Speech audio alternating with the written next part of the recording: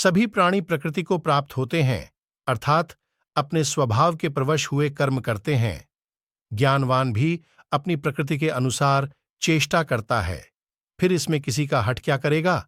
इंद्रिय इंद्रिय के अर्थ में, अर्थात प्रत्येक इंद्रिय के विषय में राग और द्वेष छिपे हुए स्थित हैं।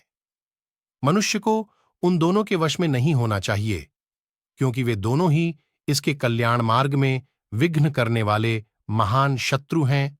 अच्छी प्रकार आचरण में लाए हुए दूसरे के धर्म से गुणरहित भी अपना धर्म अति उत्तम है।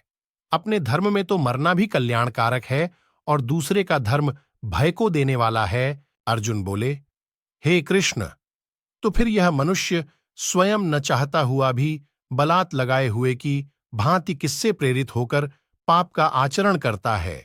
श्री भगवान बोले, रजोगुण से उत्पन्न हुआ यह काम ही क्रोध है। यह बहुत खाने वाला, अर्थात भोगों से कभी न अघाने वाला और बड़ा पापी है। इसको ही तू इस विषय में वैरी जान।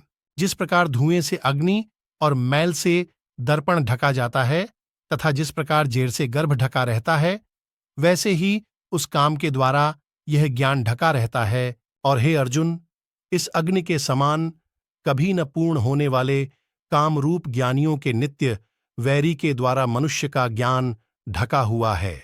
इंद्रियां, मन और बुद्धि ये सब इसके वासस्थान कहे जाते हैं। यह काम इन मन, बुद्धि और इंद्रियों के द्वारा ही ज्ञान को आच्छादित करके जीवात्मा को मोहित करता है। इसलिए हे अर्जुन, तू पहले इंद्रियों को वश में करके इस ज्ञान और विज्ञान का नाश करने वाले महान पापी काम को अवश्य ही बलपूर्वक मार डाल। इंद्रियों को स्थूल शरीर से पर यानी श्रेष्ठ, बलवान और सूक्ष्म कहते हैं। इन इंद्रियों से पर मन है, मन से भी पर बुद्धि है, और जो बुद्धि से भी अत्यंत पर है वह आत्मा है। इस प्रकार बुद्धि से पर अर्थात सूक्ष्म, बलवान और अत्यंत श्रेष्ठ आत्मा को जानकर और बुद्धि के द्वारा मन को वश में करके, हे महाबाहो, तू इस कामरूप दुर्जय शत्रु को मार डाल। श्री भगवान बोले, मैंने इस अविनाशी योग को सूर्य से कहा था। सूर्य ने अपने पुत्र वैवस्वत मनु से कहा और मनु ने अपने पुत्र राजा इक्ष्वाकु से कहा। हे परंतप अर्जुन, इस प्रकार परंपरा से प्राप्त इस योग को राजर्षियों ने जाना, किंतु उसके बाद वह योग बहुत काल से इस पृथ्वी लोक में लुप्त प्राय हो गया। तू मेरा भक्त और प्रिय सखा है, इसलिए वहीं यह पुरातन योग आज मैंने तुझको कहा है, क्योंकि यह बड़ा ही उत्तम रहस्य है, अर्थात गुप्त रखने योग्य विषय है।